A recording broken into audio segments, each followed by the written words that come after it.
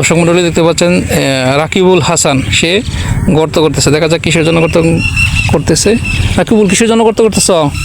এখানে কচুরি পানাগুলো কেটে সিমের বীজ রোপণ করব। ও আচ্ছা, তাহলে সিস্টেমটা দেখাও।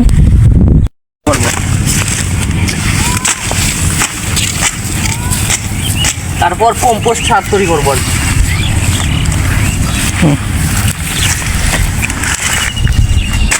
অর্থাৎ দর্শক মণ্ডলী, অর্থাৎ কীভাবে কচুরি পানা দিয়ে আপনি কম্পোস্ট করবেন এবং এই কম্পোস্টের উপরে বীজ রোপণ করবেন, সেই প্রসেসটাই এখন দেখাচ্ছে আমাদের রাকিবুল হাসান।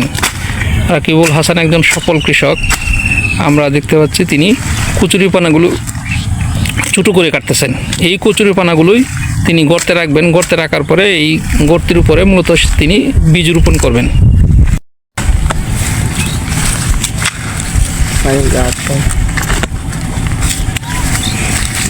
এখন কি করবা?